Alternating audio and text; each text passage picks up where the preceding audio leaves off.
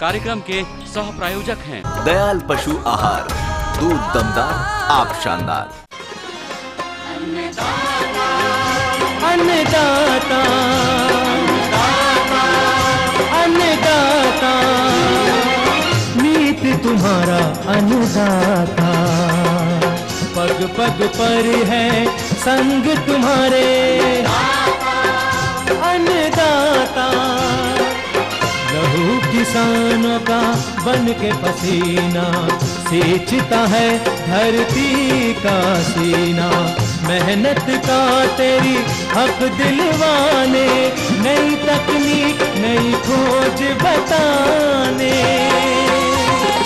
पशुधन को गुणवान बनाना, पौध सुरक्षा को सिखलाना, खेती के सब गुर समझाने, भारत का सरताज बनाने, आठों पहर है संग तुम्हारे अन्नदाता अन्नदाता।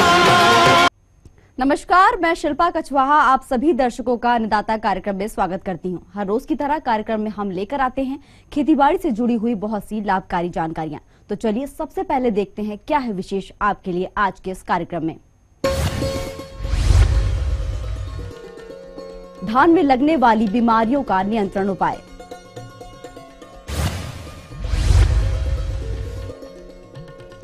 उर्दू में अच्छी फूल और फली आने के लिए प्रबंधन कार्य।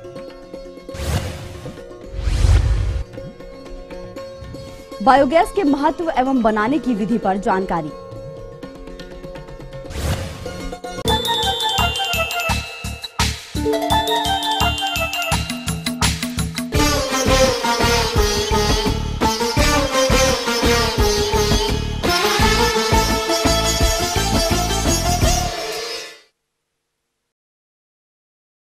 धान की फसलों में इस समय कहीं कहीं कुछ बीमारियों का प्रभाव दिखाई दे रहा है। इन बीमारियों का अधिक फैलाव ना हो, इस हेतु इनके नियंत्रण के लिए कौन कौन से उपाय अपनाए जाएं, जानते हैं बीज अनुसंधान निदेशालय मऊ के डॉक्टर राजीव कुमार से।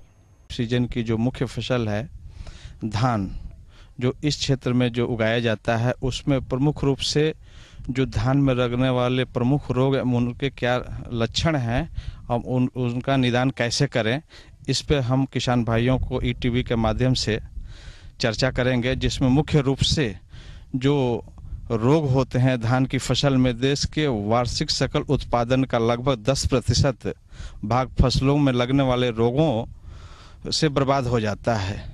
इस जीवाणु के द्वारा, विषाणु के द्वारा, जिसमें से मुख्य रूप से जो है इस क्षेत्र में ब्लास्ट है, जिसको झोंका के नाम से जाना जाता है। दूसरा है ब्राउन स्पॉट के नाम से है। तीसरा है शीथ ब्लाइट, जिसको शीथ ब्लाइट उसको हिंदी में गुतान झुलसा बोलते हैं। इसी के साथ साथ जो है पांचवा जो है sheath spot, seed rot, false smut, kernel smut, leaf smut, ये सब बीमारियां जो है रूट रॉट, ये धान की फसल में मुख्य रूप से लगती हैं। और इससे जो है किसानों की क्षति जो लगभग रोगों के द्वारा जो है 20 से 25% का जो है नुकसान होता है धान की फसल में। इसके जो मुख्य रोग हैं, रोगों के विस्तार के लिए जो है सबसे बड़ा जो कारक है वो तापमान एवं जलवायु है पर निर्भर करता है, जो कि साथ ही सस्य क्रियाओं का भी प्रभाव पड़ता है। इसमें से मुख्य रूप से जो रोग है झोंका रोग या ब्लास्ट, यह रोग जो है फफूंद के द्वारा धान की फसल में फैलता है और पौधे की सभी भाग इस बीमारी द्वारा प्रभावित होते हैं। इसमें मुख्य रूप से वृद्धि अवस्था में यह रोग पत्तियों पर धब्बे के रूप में दिखाई देते हैं। इनके धब्बे के किनारे कत्थई रंग तथा बीच वाला भाग राख के रंग का हो जाता है। रोग के तेजी आक्रमण होने पर बाली का आधार भी ग्रसित हो जाता है। फलस्वरूप बाली आधार से मुड़कर लटक जाती है, फलतः दाने का भराव भी पूरा नहीं हो पाता है। इसके नियंत्रण के लिए 500 मिलीलीटर दवा जो है 500 से 600 लीटर पानी में मिलाकर इसका छिड़काव करें और यदि दिखाई दे तो 10 दिन के अंतराल पर 2 से 3 छिड़काव जो है अवश्य करें। चौथा जो है इसके नियंत्रण है, संवेदनशील किस्मों में बीमारियां आने पर नाइट्रोजन का प्रयोग न करें किसान भाई। ये मुख्य रूप से है, क्योंकि बीमारी आती है तो उसमें नाइट्रोजन का प्रयोग न करें।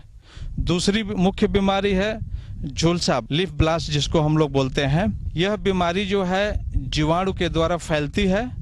पौधों की छोटी अवस्था में लेकर परिपक्व अवस्था तक यह रोग कभी भी हो सकता है। इसको जरूर किसान भाई ध्यान रखें। इस रोग में पत्तियों के किनारे ऊपरी भाग से शुरू और मध्य भाग तक सूखने लगते हैं और पत्ते जो है पीले पत्ते के साथ साथ राख के रंग के चकत्ते भी उस पर दिखाई देने लगते हैं। पूरी फसल झुलसी सी प्रतीत होती है, इसलिए इसे झुलसा रोग कहते हैं। और इसके नियंत्रण के लिए पानी निकालकर प्रति हेक्टेयर के हिसाब से स्ट्रेप्टोसाइक्लिन 15 ग्राम या 500 ग्राम कॉपर ऑक्सीक्लोराइड जैसे ब्लाइटैक्स 50 या पफाइटेलान का 500 लीटर पानी में घोल बनाकर 10 से 12 दिन के अंतराल पर 2 से 3 छिड़काव करें। तीसरा है, जिस खेत में बीमारी लगी हो उसकी पानी दूसरे खेत में न जाने दें, इससे जो है बीमारी फैलती है।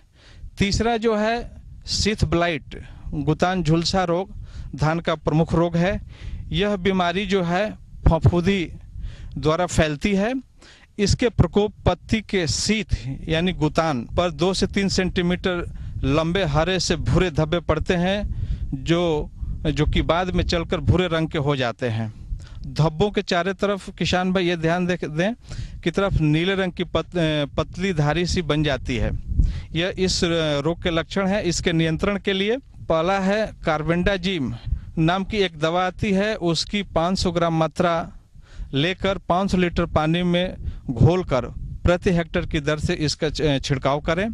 तीसरा है, अगर बीमारी के लक्षण दिखाई दे तो जो नत्रजन वाली उर्वरक है उसका प्रयोग बिल्कुल ही न करें, जिससे कि रोग को नियंत्रण किया जा सके।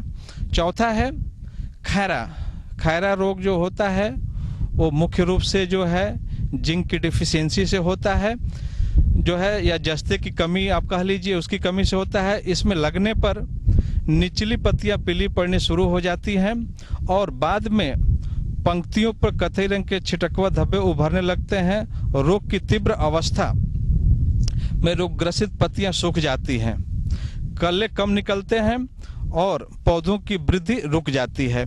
मुख्य रूप से इसको नियंत्रण के लिए किसान भाई जो है 25 किलोग्राम जिंक सल्फेट प्रति हेक्टेयर के हिसाब से बुआई के समय प्रयोग कर सकते हैं। दूसरा है, बीमारी लगने के बाद इसकी रोकथाम के लिए 5 किलोग्राम जिंक सल्फेट और उसके साथ 2.5 चूना मिला के 600 से 700 लीटर पानी में मिलाकर 1 हेक्टेयर एरिया के लिए छिड़काव करें। इसी के साथ साथ अगर रोकथाम न हो तो 10 दिन के अंतराल पर पुनः इसकी जो है छिड़काव करें।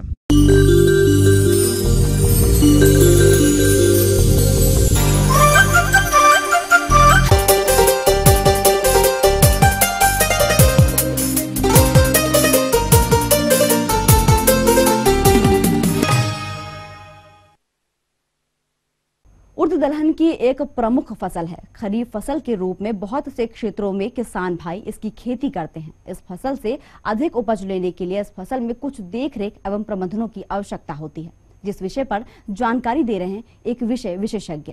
किसान भाइयों को प्रारंभिक रूप से मैं ये बताना चाहूँगा कि हमारी दलहनी फसलों की उत्पादकता का कम कारण होने की जो प्रमुख वजह है, जो सबसे बेकार ज़मीन हो या निगलेक्टेड ज़मीन है उनमें इसको लेते हैं, इसलिए हमें उत्पादकता भी कम मिलती है। और साथ ही साथ हमारे किसान भाई इनमें उपयुक्त प्रजातियों का प्रयोग भी नहीं करते हैं। और हमारे बहुत सारे जो सरकारी संस्थान हैं, जैसे राष्ट्रीय दलहन अनुसंधान संस्थान कानपुर में है और हमारा चंद्रशेखर आजाद कृषि विश्वविद्यालय कानपुर तथा नरेंद्र देव कृषि विश्वविद्यालय फैजाबाद द्वारा बहुत सारी ऐसी रोगरोधी उन्नतशील प्रजातियां निकाली जा चुकी हैं, जिनका कि प्रयोग करके हमारे किसान भाई उड़द में बहुत अच्छा उत्पादन प्राप्त कर सकते हैं।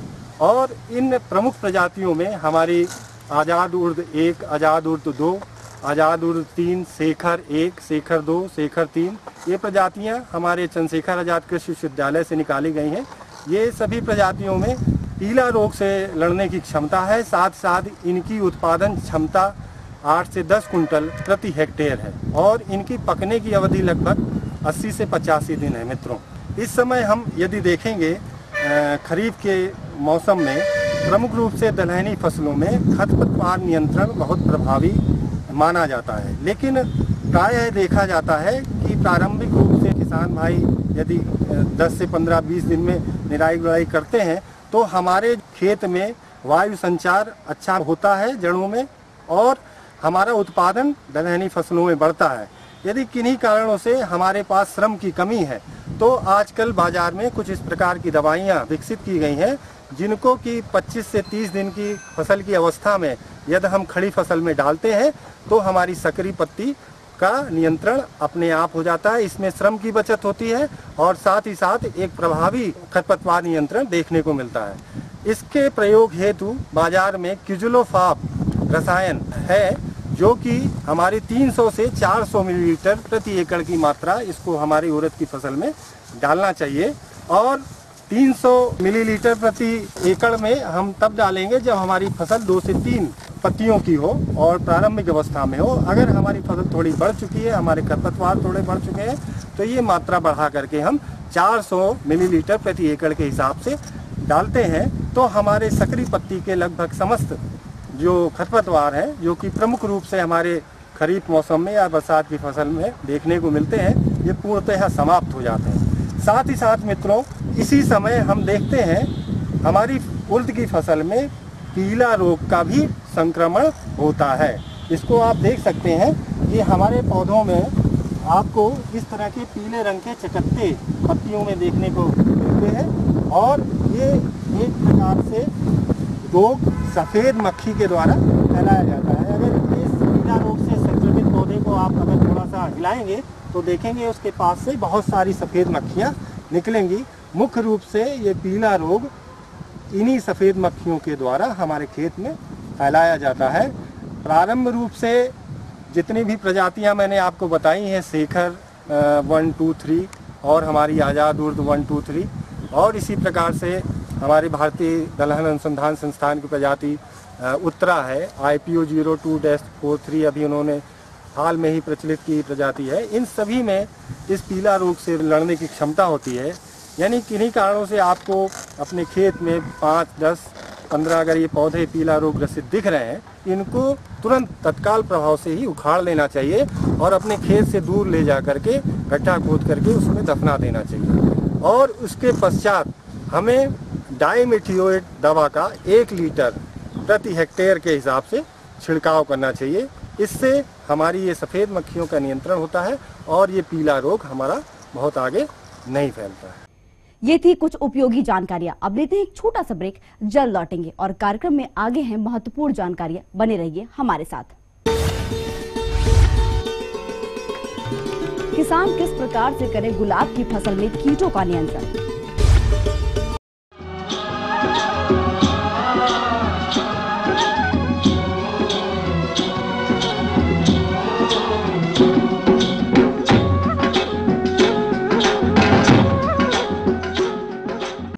ब्रेक के बाद एक बार फिर से आप सभी दर्शकों का अन्नदाता कार्यक्रम में स्वागत है। बढ़ते हैं अगली प्रस्तुति की ओर।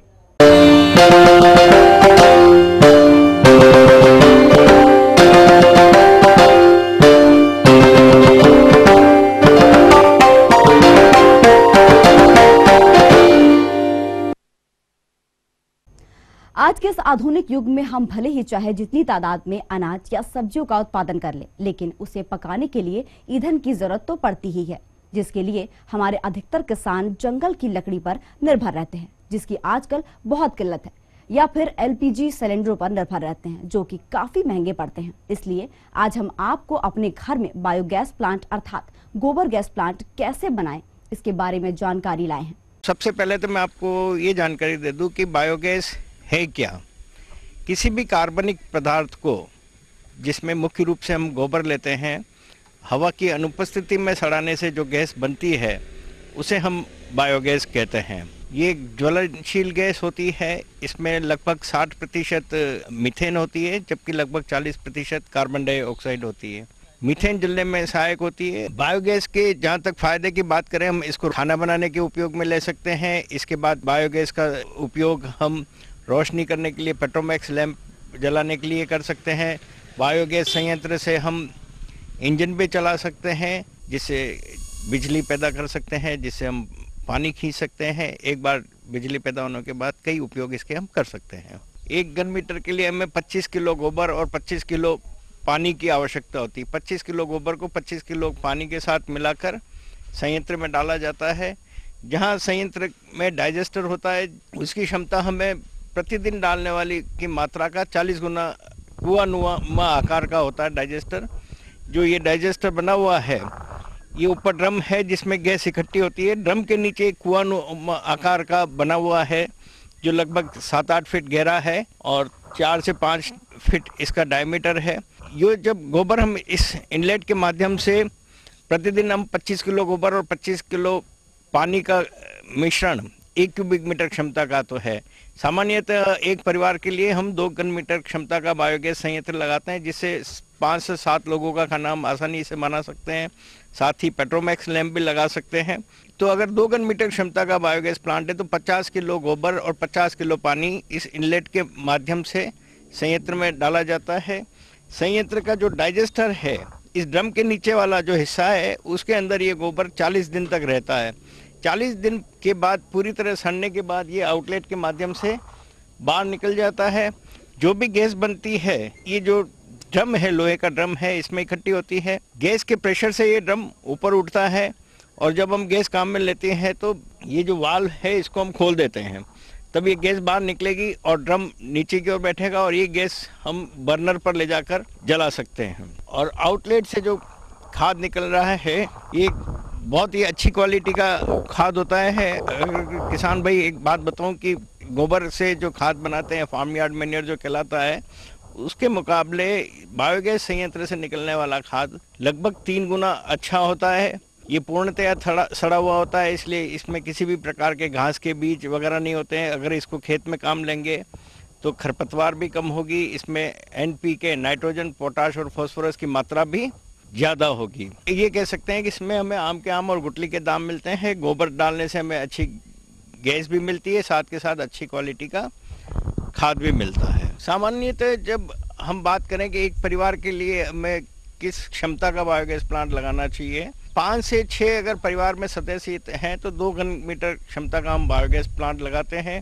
उसके लिए हमें 50 किलो गोबर प्रतिदिन आवश्यकता होती है और 50 किलो गोबर के लिए अगर हमारे पास 5 से 6 जानवर हैं तो हमें 50 किलो गोबर उनसे उपलब्ध हो जाएगा। बायोगैस संयंत्र लगवाने के लिए सरकार की ओर से अनुदान भी दिया जा रहा है। कोई भी क्षमता हो, बायोगैस संयंत्र पर अनुदान सेम एक ही है, यानी 8,000 रुपये प्रति बायोगैस संयंत्र पर सरकार अनुदान दे रही है। बायोगैस संयंत्र की लागत, जो सबसे छोटा 2 क्यूबिक मीटर बायो कैपेसिटी का अगर 2 घन मीटर क्षमता का बायोगैस प्लांट लगाते हैं, उसकी लागत 15 से 18,000 के बीच में आती है, जिसमें से 8,000 रुपये सरकार दे देती है। लेकिन जो इसका पैसे मूल्य, जिसको हम कहते हैं इकोनॉमिक्स की बात करें, या जो हमने खर्चा इस पे किया है, 1 घन मीटर क्षमता के बायोगैस प्लांट से हमें 3.5 किलो लकड़ी की प्रतिदिन बचत होती है। यानी अगर 2 घन मीटर क्षमता का हमने बायोगैस संयंत्र लगाया है तो लगभग 7 किलो लकड़ी बचेगी, यानी 35 रुपये की बचत हम दिन भर में कर पाते हैं। और इस संयंत्र की लागत जो है 1.5-2 साल के अंदर ही निकल आती है। तो मैं अपने किसान भाइयों को एक ही सलाह देना चाहता हूं कि जिन भी किसान भाई के यहाँ 4 से ज़्यादा पशु हैं, उन्हें निश्चित रूप से बायोगैस संयंत्र लगाना चाहिए, क्योंकि एक तो हमारे ईंधन की बचत तो हो ही रही है, जैसा मैंने बताया कि लकड़ी की बचत हम रोज करते ही हैं, लेकिन इसके अलावा जो लकड़ी हम जलाते हैं उससे धुएं से हमारी आंखें खराब होती है, जो भी इसका काम लेता है उसको फेफड़े खराब होते हैं और रसोई काली हो जाती है। इन सब चीज़ों में जलाने में असुविधा भी रहती है, क्योंकि जब बायोगैस संयंत्र से प्राप्त गैस से अगर हम चूल्हा जलाएंगे तो किसी तरीके का कोई धुआं नहीं आता है, जिससे हम हमारी आँखों की, फेफड़ों की सुरक्षा कर सकते हैं।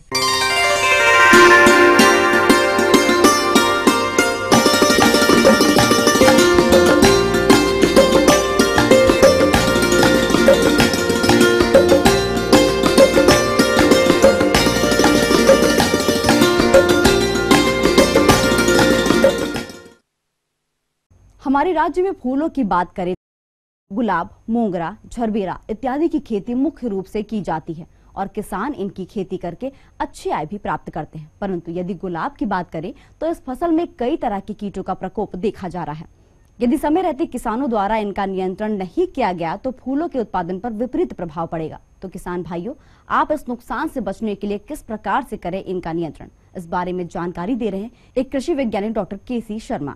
इन नासिक कीटों में प्रमुख रूप से सल कीट, थ्रिप्स तथा बरूथी प्रमुख नासिक कीट हैं।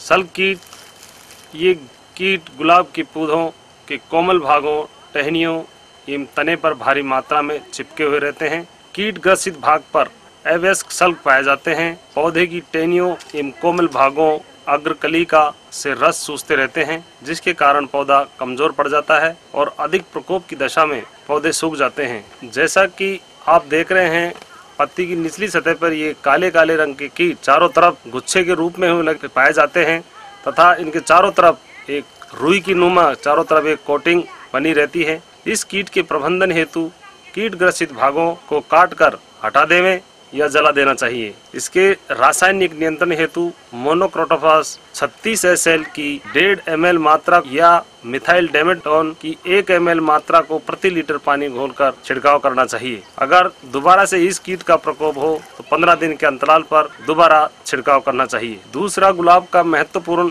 रस चूसने वाला कीट है पर्णजीवी या थ्रिप्स। ये कीट पीलापन लिए हुए भूरे रंग के होते हैं। शिशु छोटे, पंख रहित, कोमल, रंग एवं आकार में वयस्क से मिलते जुलते होते हैं। मादा पौधे के हरे भागों में अंडे देती है। ये अंडों से शिशु निकलकर खुरचना शुरू कर देते हैं। निकले हुए रस को ये शिशु चूसते रहते हैं। इसके प्रकोप के कारण फूल एवं पत्तियां मुड़ जाती हैं, पौधों की बढ़वार रुक जाती है, पौधा झुलसा हुआ नजर आता है, वह कभी कभी सूख जाता है। ये पत्तियों के बजाय फूलों के अंदर अधिक पाए जाते हैं और फूलों को कुरुचकर रस चूसते रहते हैं, जिसकी वजह से फूल झड़ जाते हैं। इस कीट के प्रबंधन हेतु मिथाइल ऑक्सीडेमेटोन या रोगोर की 1 ml मात्रा को प्रति लीटर पानी में घोलकर या इमिडाक्लोप्रिड की 5 ml मात्रा को प्रति 15 लीटर पानी में घोलकर छिड़काव करना चाहिए। अगर दोबारा से इस कीट का प्रकोप हो तो इन रसायनों का दोबारा से छिड़काव करना चाहिए। गुलाब का तीसरा महत्वपूर्ण कीट है बरूथी या स्पाइडर माइट। ये हरे पीले रंग का नासी जीव है। ये पूर्ण विकसित कीट पत्तियों के नीचे की ओर रेशमी सफेद जाले में रहता है। पत्तियों के नीचे की तरफ ये जाला बुनकर रहता है, जिससे पत्तियां कमजोर हो जाती हैं और पत्तियां सूखी हुई या झुलसी हुई नजर आती हैं। इस कीट की वजह से पूरा पौधा आपस में जाले के रूप में पत्तियों को इकट्ठी बांध देती हैं, जिसकी वजह से इसकी वृद्धि पर विपरीत प्रभाव पड़ता है। इस कीट के प्रौढ़ व शिशु दोनों ही नुकसान पहुंचाते हैं। इन पौधों से रस चूसते रहते हैं, जिससे पत्तियां नीचे की तरफ मुड़ जाती हैं। उग्र प्रकोप की दशा में पत्तियां सूख जाती हैं और पौधा झुलसा हुआ नजर आता है। गर्म व सूखा वातावरण इस नासी जीव के लिए वृद्धि के लिए काफी उपयुक्त देखा गया है। इस कीट के प्रबंधन हेतु क्षतिग्रस्त भागों को काटकर जला देना चाहिए तथा पौधों पर माइटेक या इथियान 5 ml मात्रा को प्रति लीटर पानी में घोलकर 2 से 3 बार 15 दिन के अंतराल पर छिड़काव करने अथवा मिथाइल डेमेटोन की 1 ml मात्रा को प्रति लीटर पानी में घोलकर पौधों पर छिड़काव करना चाहिए। इन कीटों के नियंत्रण के लिए किसानों को नत्रजन उर्वरकों की अनुशंसित मात्रा ही काम में लानी चाहिए तथा आवश्यकता अनुसार सिंचाई करनी चाहिए, क्योंकि अत्यधिक सिंचाई करने से भी इस कीट का प्रकोप अधिक देखा गया है तथा नत्रजन उर्वरकों की वजह से पौधा थोड़ा रसीला हो जाता है, उसमें वानस्पतिक वृद्धि अधिक होती है, फलस्वरूप इन कीटों का प्रभाव अधिक होता है। इस प्रकार बताए अनुसार किसान भाई इस कीटों के नियंत्रण हेतु उपाय करता है तो इस गुलाब की फसल से अधिक उत्पादन के साथ साथ अधिक आर्थिक लाभ कमा सकता है।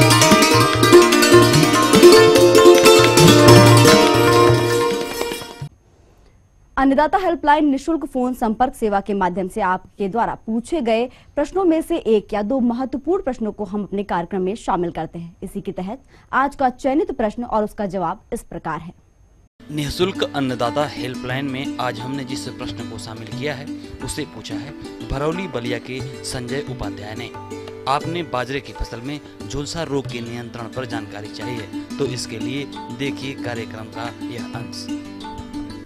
तो किसान भाइयों, अभी जो सीजन चल रहा है, मौसम चल रहा है, उसमें जो संभावना है बीमारियों, उसमें प्रमुख है एक तो अर्गट, जिसको चेपा रोग भी बोलते हैं बाजरे का, वो एक स्मट, जिसको कंड रोग भी बोलते हैं, और एक जो भी चल रही बीमारी सबसे जो ब्लास्ट झुलसा रोग, इसका जो बोलते हैं बाजरे का। तो किसान भाइयों पहले चर्चा करते हैं कि इसमें एक जो ब्लास्ट रोग आता है, इसकी पहचान कैसे करें।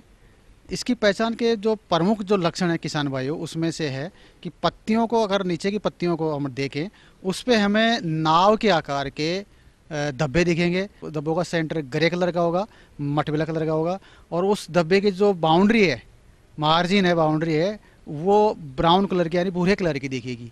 यानी कि जो बोट शेप्ड या नाव के आकार के जो ग्रे सेंटर के धब्बे दिख रहे हैं, ये इसकी पहचान है कि ये ब्लास्ट डिजीज है। और ये जो धब्बे हैं पूरे पौधे की जो पत्तियां हैं उन सबको कवर कर लेता है। तो उसमें क्या, पौधे प्रकाश संश्लेषण नहीं कर पाता, उससे कमज़ोर हो जाता है और पैदावार में काफ़ी कमी आ रही। पिछले 2-3 साल से ये बीमारी बहुत बढ़ रही है, इस साल भी बहुत काफ़ी आ रही है बीमारी। तो किसान भाइयों का इसका जो नियंत्रण करने का जो उपाय हैं, उसमें जो प्रमुख है, फफूंदीनाशक दवाओं का हम इसमें छिड़काव करें। फफूंदीनाशक दवाओं के लिए हम किसान भाई इसमें छिड़काव करेंगे। जो मैनकोजेब दवा आती है, एक तो वो लेंगे। इसके अलावा इसके जो बीमारी है उसमें एक हिनोसन नाम की दवा और आती है, वो अगर मार्केट में मिल जाती है वो ज़्यादा कारगर है। फिर भी अगर वो नहीं मिलती है तो मैनकोजेब दवा है वो, या कॉपर ऑक्सीक्लोराइड दवा आती है, या दो, इनमें से कोई भी एक दवा लें और उसका छिड़काव करें। दवा कितनी लेंगे किसान भाइयों? जो मैनकोजेब की बात करें, ये मैनकोजेब हमें 2.5 ग्राम 1 लीटर, यानी कि जो 15 लीटर वाली टंकी है, इसमें हम 30 से 35 ग्राम दवा मैनकोजेब घोल करके छिड़काव करेंगे। और इसमें 2 छिड़काव कम से कम करने पड़ेंगे, तब जाके इस बीमारी से हम निजात पा सकें।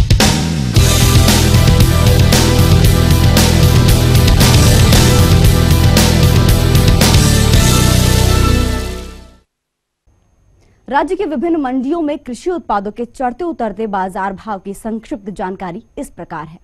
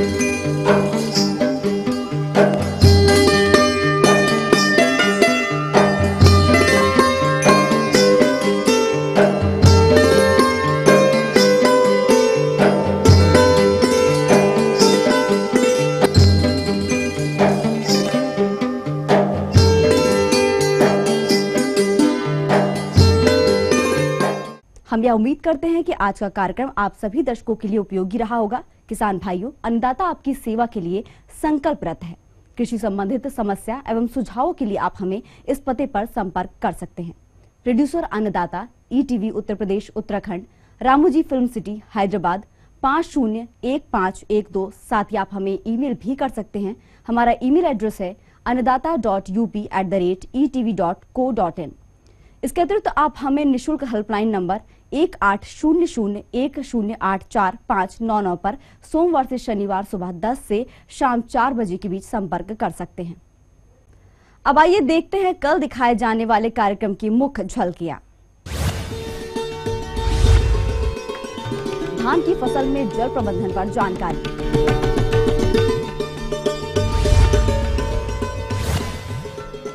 अगेती आलू की फसल से अधिक उपज हेतु बुवाई करने की तकनीक। फिलहाल अन्नदाता की पूरी टीम को इजाजत दीजिए। कल फिर इसी समय आपसे मुलाकात होगी कृषि संबंधित कुछ और रोचक जानकारियों के साथ। नमस्कार।